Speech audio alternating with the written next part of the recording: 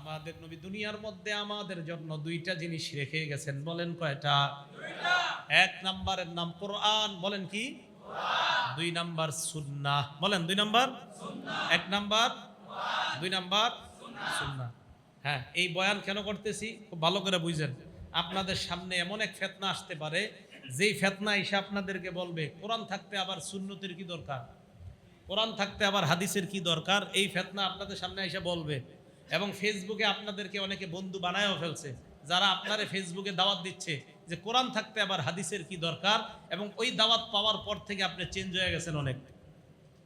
এখন শুনেন, আমি আর আপনি না কোরআনে ওয়াদা করছি নবী যা দিবে এটা গ্রহণ করব, ওয়াদা করছি না? তো আপনি কোরআন কই মানলেন? আমি কোরআন মানি, তো কোরআন মানলেন কই? কোরআন যদি মানেন তো রসুল যা দিছে দুইটাই গ্রহণ করতে হবে। রসুল কয়টা দিছে? কোরআন সুন্নাহ, কোরআন সুন্নাহ। দলিল সহিহুত তারগিব 40 নম্বর হাদিস। ক্বালা রাসূলুল্লাহ সাল্লাল্লাহু আলাইহি ওয়াসাল্লাম তারাকতু ফীকুম মা ইন ইতাসামতুম বিহি ফালান তাদিল্লু আবাদা। আমি তোমাদের কাছে এমন দুইটা জিনিস রেখে গেলাম, যদি তোমরা আঁকড়ে ধরতে পারো তোমরা পথভ্রষ্ট হবে না। এক নাম্বার কিতাব আল্লাহ, আল্লাহর কিতাব। দুই নাম্বার সুন্নাত নবী, আল্লাহর নবীর সুন্নাত। তাহলে বলেন, আল্লাহর কোরআনের মধ্যে আল্লাহ বলছে নবী যা দিয়েছেন গ্রহণ করো। আমি আপনাদের কাছে জানতে চাই, আমাদের নবী আমাদেরকে কয়টা জিনিস দিয়েছেন? কোরআন সুন্নাহ। মাশাআল্লাহ। এখন যদি কেউ আপনাদেরকে বলে শুধু কোরআন মানো, আপনি বলবেন না, কোরআনও মানতে হবে, সুন্নতও মানতে হবে। কোরআনও মানতে হবে। হ্যাঁ বলবে কেন? আপনি বলবেন কোরআনে আল্লাহ বলছে তাই। হ্যাঁ বলবে কোরআনে কি বলছে আল্লাহ? আপনি বলবেন আল্লাহ কোরআনে বলছে নবী যা দেয় এটা গ্রহণ করো, আর আমার নবী দিছে দুইটা, কোরআন এবং সুন্নাহ। সোজা হিসাব। আবার বলছি, এই ছেলে শুধু কোরআনের কথা বলতেছে, আমারে আপনারা দাওয়াত দিচ্ছে মনে করেন, ভাই শুধু কোরআন মানলেই তো চলে, হাদিসের কি দরকার? তা আমরা পাল্টা বলবো, জি ভাই আমরা কোরআন মানি, কোরআন মানি বলেই হাদিস মানি। আবার উনি বলবে শুধু কোরআন মানো, তখন আমরা জবাব দেব, ভাই আমরা কোরআন মানি, আর কোরআন মানি বলেই হাদিসও মানি। তো হে বলবে এটা কেমনে? তখন আমরা বলবো সূরা হাসরে আল্লাহ বলছে নবী যা দিয়েছে এটা গ্রহণ করো।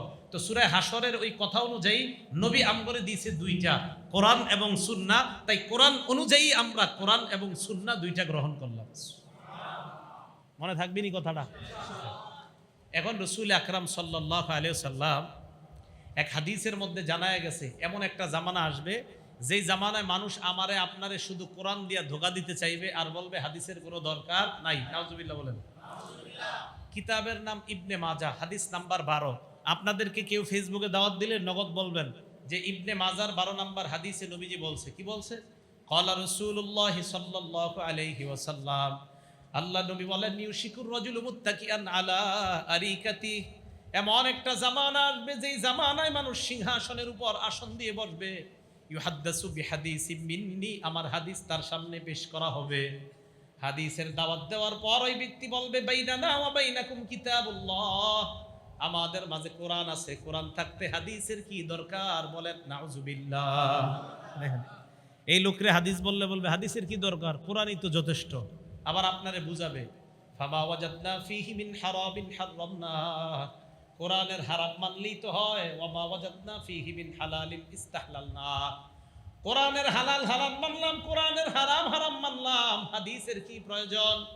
এবার আমার আপনার জবাব হবে, তুমি যদি হাদিস না মানো, আল্লাহ নবী বলে দিয়েছেন আলা ওয়া ইন্নামা হাররামা রাসূলুল্লাহ মিসলু মা হাররামাল্লাহ, শোনো তোমরা, আমি নবী যা হারাম করেছি, আমার হারাম করা আল্লাহর হারাম করার মতো হারাম হয়ে যায়। তাহলে আমার হারাম করা আল্লাহর হারাম করার মতো, আমার হালাল করা আল্লাহর হালাল করার মতো।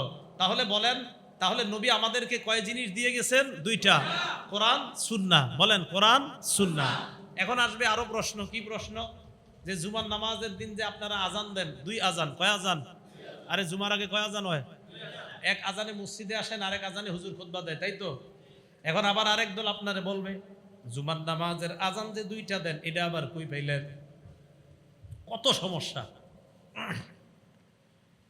উনি আপনাকে বলবে এক আজান সুন্নত, নবীর সুন্নত, আরেক আজান কই পাইলেন? আপনি জবাব দিবেন জুমার নামাজের দিন এক আজান নবীর সুন্নত, কথাটা সত্য। আরেক আজান হযরতে উসমানের সুন্নত। বলেন এক আজান নবীর সুন্নত। কার সুন্নত? আরেক আজান কার সুন্নত? উসমান রাদিয়াল্লাহু তাআলা আনহুর সুন্নত। এবার আপনাকে পাল্টা প্রশ্ন করবে, নবীর সুন্নত মানি বুঝতে পারলাম, ওসমানের সুন্নত যে মানো এটার কোনো দলিল আছে কিনা? কত টেনশন। জবাবে বলবেন ইবনে মাজার 42 নাম্বার হাদিসে দলিল আছে। ইবনে মাজা কিতাবের নাম, কয় নাম্বার হাদিস? হ্যাঁ, কথা মন দিয়ে বুঝেন।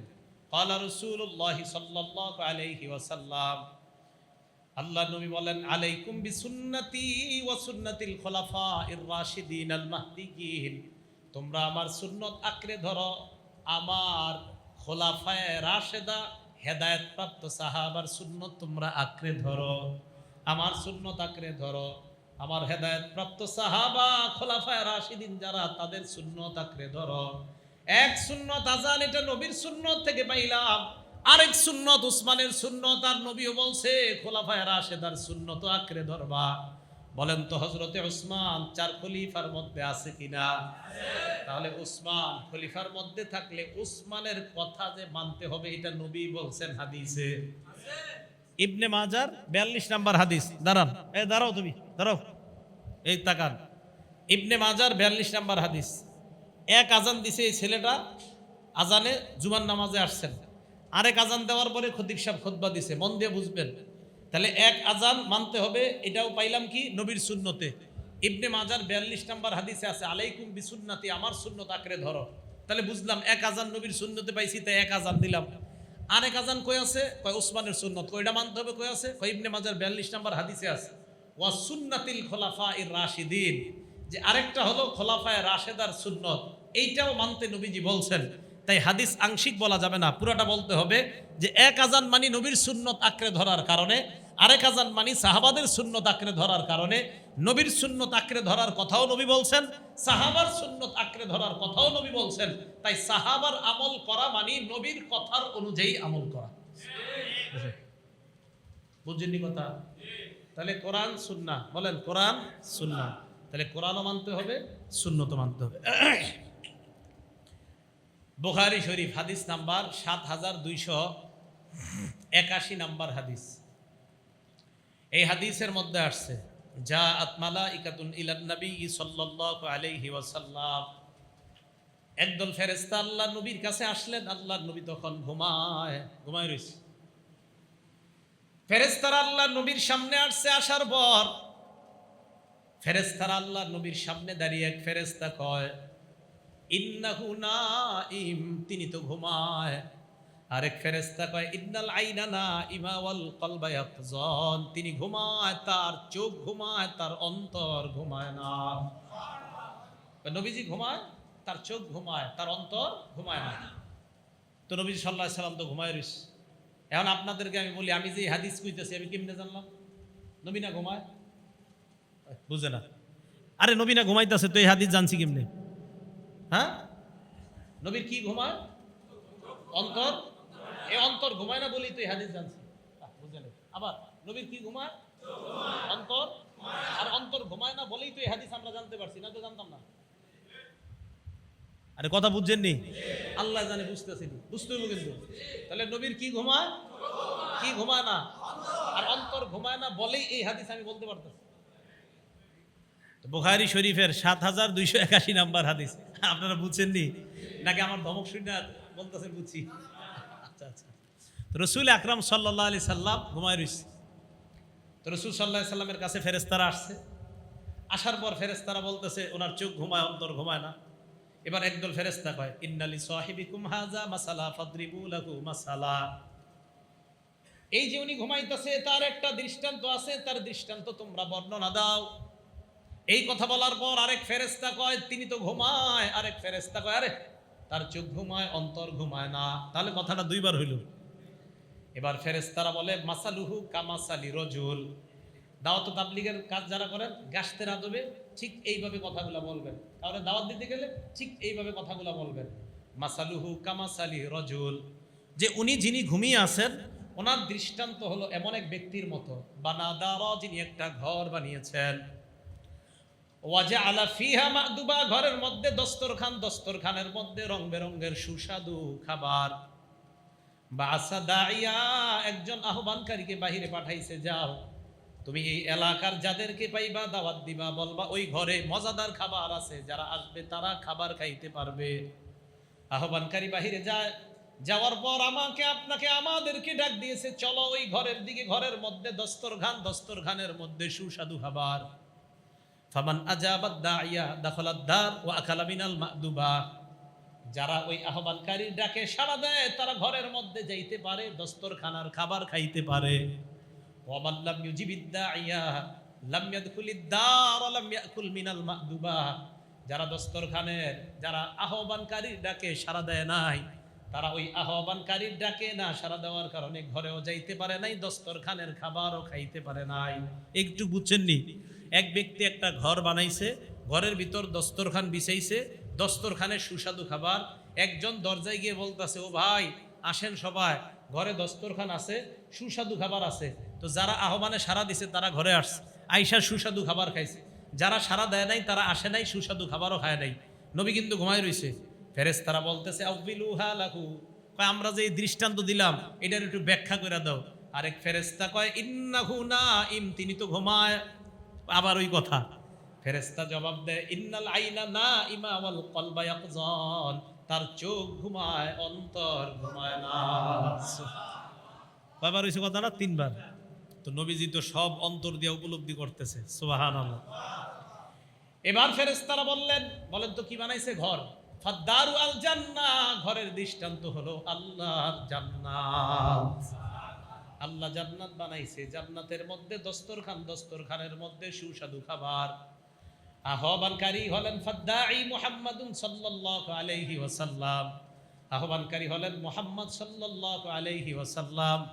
ওই আহ্বানকারী হলেন মুহাম্মদ সাল্লাল্লাহু আলাইহি ওয়াসাল্লাম। নবীর ডাকে যারা সাড়া দিবে, নবী আমাকে আপনাকে, এই তিতাসের মুসলমান আমাদেরকে নবী ডাকতেছেন, চলো তোমরা ওই জান্নাত নামক ঘরের দিকে, দস্তরখান বিছানো আছে। একদল নবীর ডাকে সাড়া দেয়, তারা ঘরে যাইতে পারবে, দস্তরখানের খাবার খাইতে পারবে।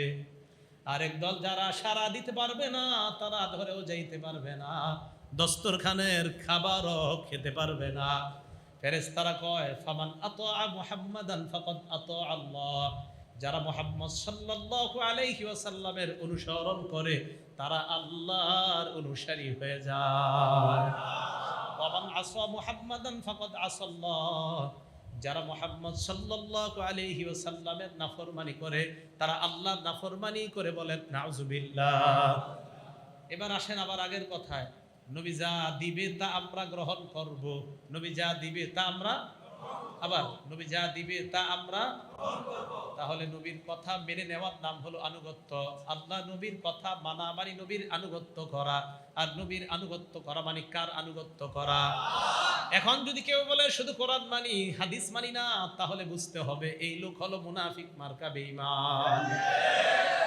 শুধু কোরআন শুধু হাদিস, কেউ যদি বলে আমি শুধু হাদিস মানি কোরআন মানি না, কেউ যদি বলে আমি শুধু কোরআন মানি হাদিস মানি না, আমরা জবাব দিব, ভাই তুমি তোমার মত লইয়া থাকো, আমরা কোরআন হাদিস দুইটাই মানি, আমরা কোরআন হাদিস।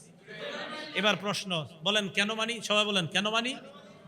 কারণ কোরআনের ওই তো মাশাআল্লাহ, আল্লাহ তো বলছে ধরতে, নবী যা দিবে তা ধরো। মাশাআল্লাহ, কি আপনি হুজুরে কইছেন? আপনি না, সাধারণ লোক কইলে ভালো লাগতো কথাটা। কেন মানি? আল্লাহ বলছে তাই মানি।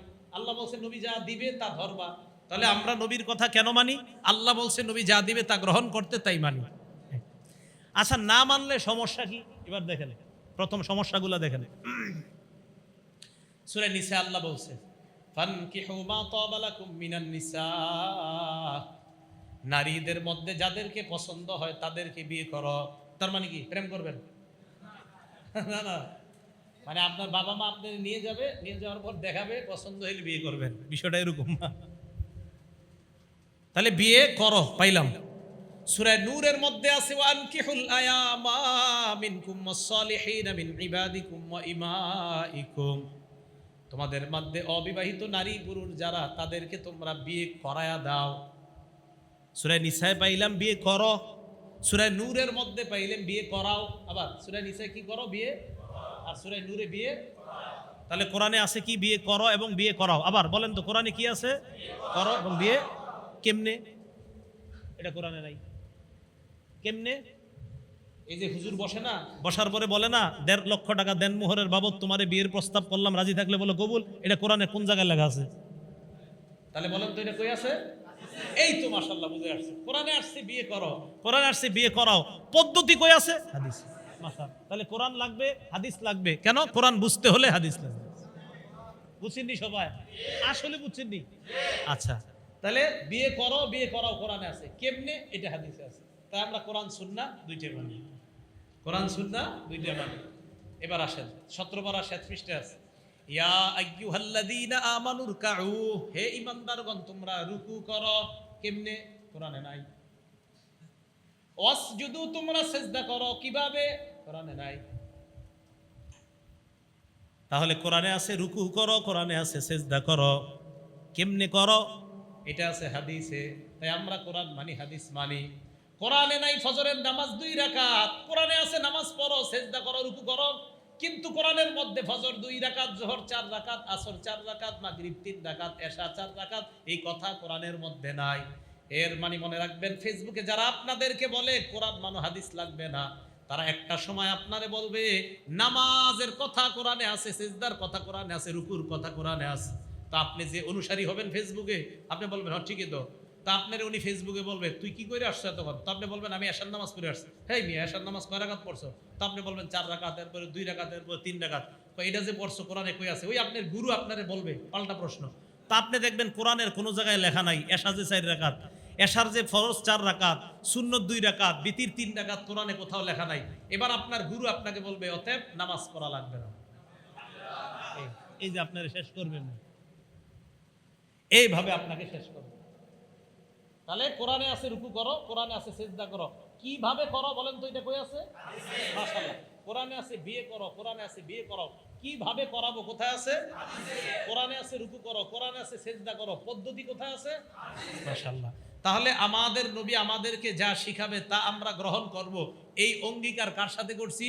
আল্লাযীনা ইয়ানকুদুনা আহদাল্লাহ, আল্লাহর আদেশ, আল্লাহর নিষেধ মানার ওয়াদা আমরা করলাম।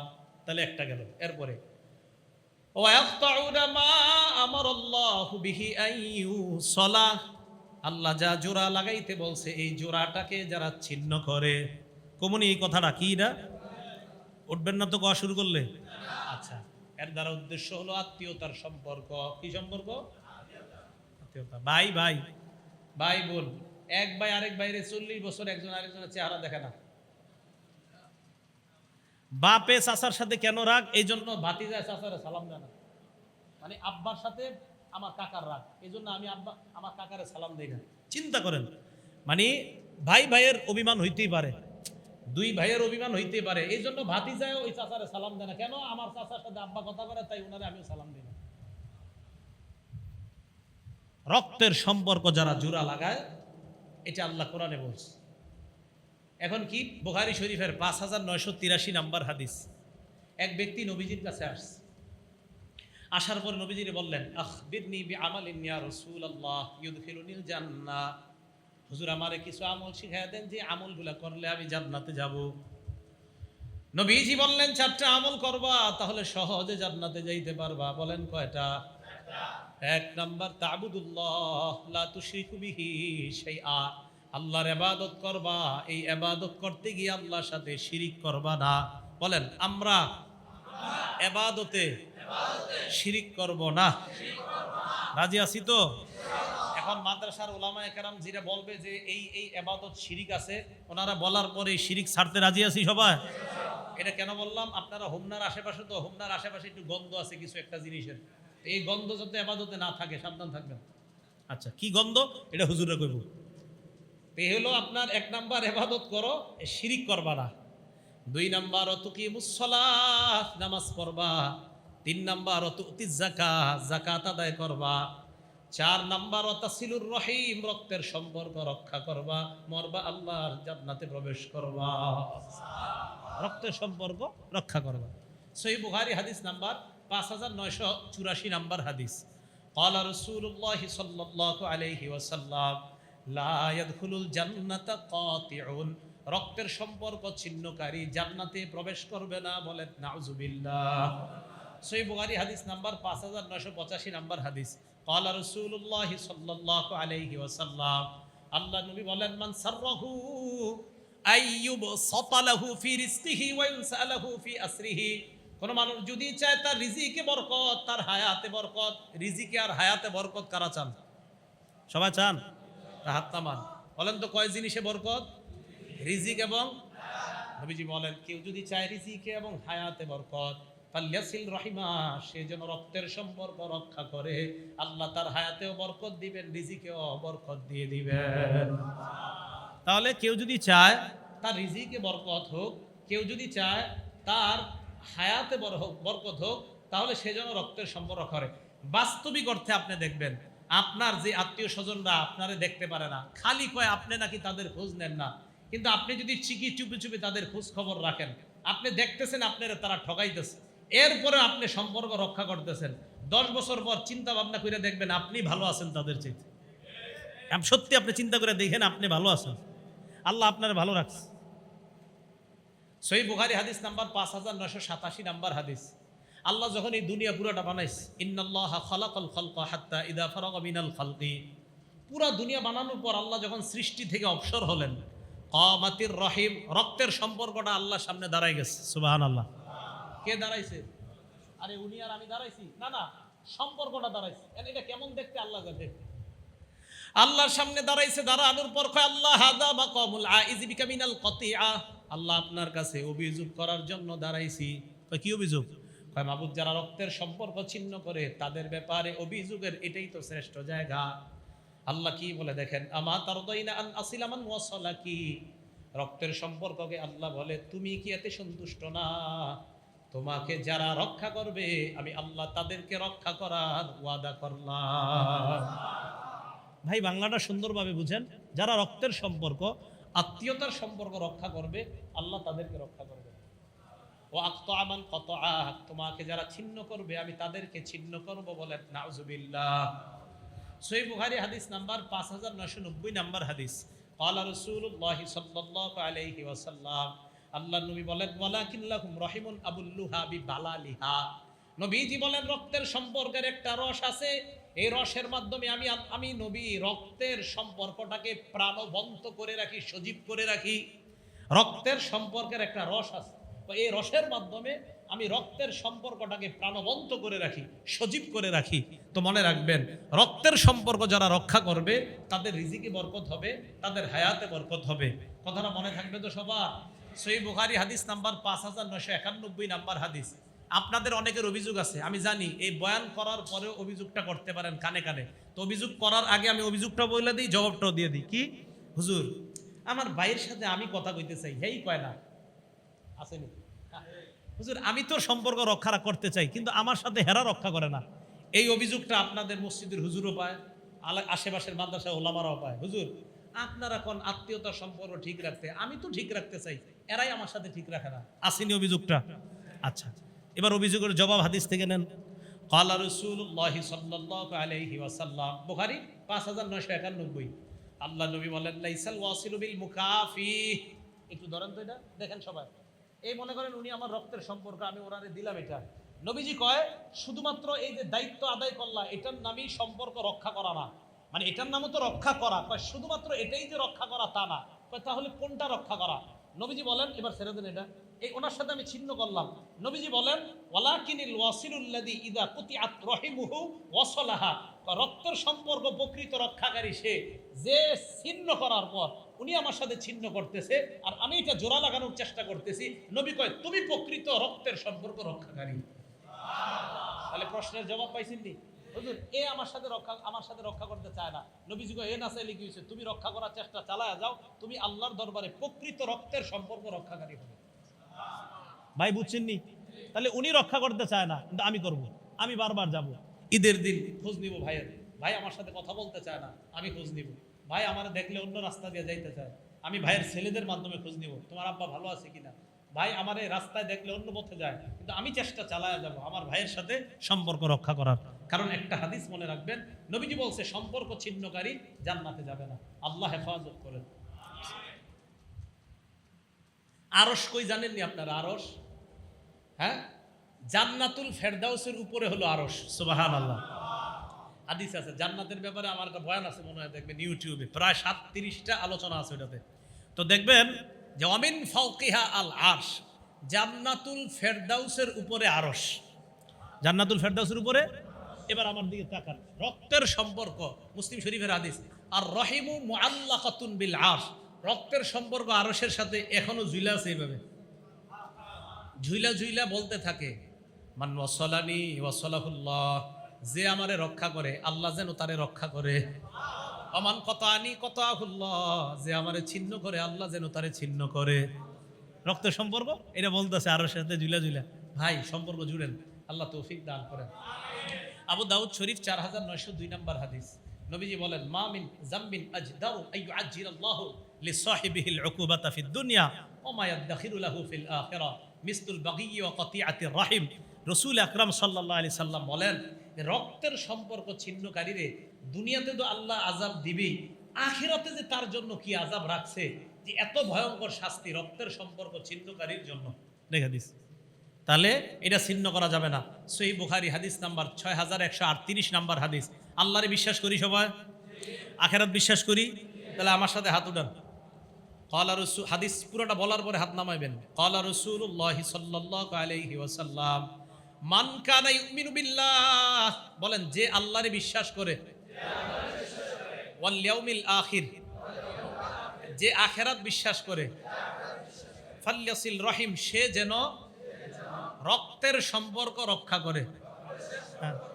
তাহলে আমি হাদিসটা বলি, বলার পরে বাংলাটা আবার আমার সাথে বলবেন। মান কানা ইউমিনু বিল্লাহি ওয়াল ইয়াউমিল আখিরি ফালইয়াসিল রহিমা, যে আল্লাহ বিশ্বাস করে, আখিরাত বিশ্বাস করে, সেজন্য রক্তের সম্পর্ক রক্ষা করে। দেখা যাবে কালকে থেকে কারা কারা রক্তের সম্পর্ক রক্ষা করেন। আপনি কথা বল না একজনের লগে 10 দিন, আপনার ভাইয়ের লগে কালকে একটা সালাম দিবেন, আসসালাম, বাড়িতে গিয়ে আসসালামু আলাইকুম, ভাইজান কেমন আছেন। আপনার ভাইয়ে জাহান্নামে যাইতে চান, আপনি তো যাইতেছেন না, তা আপনি আগে সালাম দিন, আসসালামু আলাইকুম, ভাইজান ভালো আছেন, হ্যাঁ সর, বাস আপনার দায়িত্ব আপনি পালন করতেছেন, তাহলে আপনি ইনশাল্লাহ জান্নাতে যাবেন। ইনশাল্লাহ আপনি আপনার দায়িত্ব পালন করেন, আল্লাহ তৌফিক দান করেন।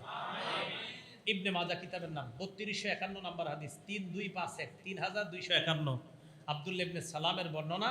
নবীজি সাল্লাল্লাহু আলাইহি সাল্লাম বলেন, 4টা আমল করবা, নিরাপদে জান্নাতে যাইবা। বলেন কয় আমলে নিরাপদে জান্নাত? আবার কয় আমলে নিরাপদে জান্নাত? 1, আফশুস সালাম, সালাম দাও। বলেন কি দাও? 2 নাম্বার, আতইমুত তাআম, খাবার খাওয়াও। কি খাওয়াও?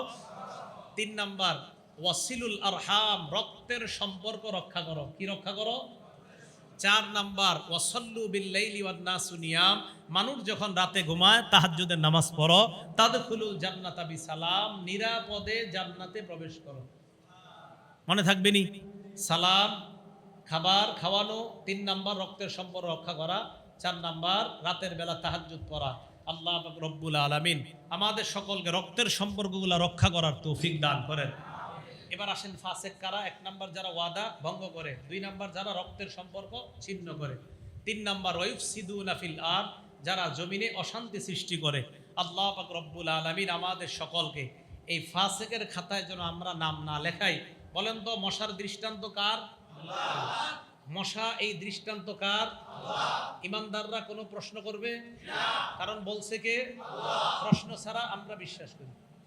আল্লাহ পাক রব্বুল আলামিন আমাদের সকলকে যে কথাগুলো শুনলাম বললাম খাঁটি ইমানদার হয়ে যেন কবরে যাইতে পারি, আল্লাহ তৌফিক দান করেন। মাদ্রাসাটার দিকে সবাই খেয়াল রাখবো, মাদ্রাসাটা যেন খুব দ্রুত হয়ে যায়। 1 নাম্বার দোয়া করব সব সময় মাদ্রাসাটার জন্য। 2 নাম্বার অর্থনৈতিক পরামর্শ সহ যত সহযোগিতার প্রয়োজন সব ধরনের সহযোগিতা আমরা হাত বাড়িয়ে দিব। একটা কথা আমার সারা জীবন মনে রাখবেন, মসজিদ মাদ্রাসা এটা আল্লাহ করেই দিবেন। আপনি যদি এটাতে শরিক থাকেন এটা আপনার ভাগ্য ভালো, আপনি শরিক না থাকলেও মসজিদ মাদ্রাসা হয়েই যাবে, বাকি আপনি শরিক থাকলে আপনার ভাগ্য ভালো। এই কথাটা মনে রাখবেন। মসজিদ মাদ্রাসা বিশ্বাস করেন, আমি আপনি মসজিদ মাদ্রাসার কাজ না যদিও করি আল্লাহ এটা করাবেই। হ্যাঁ, বাকি আমি আপনি শরিক থাকলে আমাদের লাভ হয়ে গেছে। আল্লাহ আমাদেরকে তৌফিক দান করেন।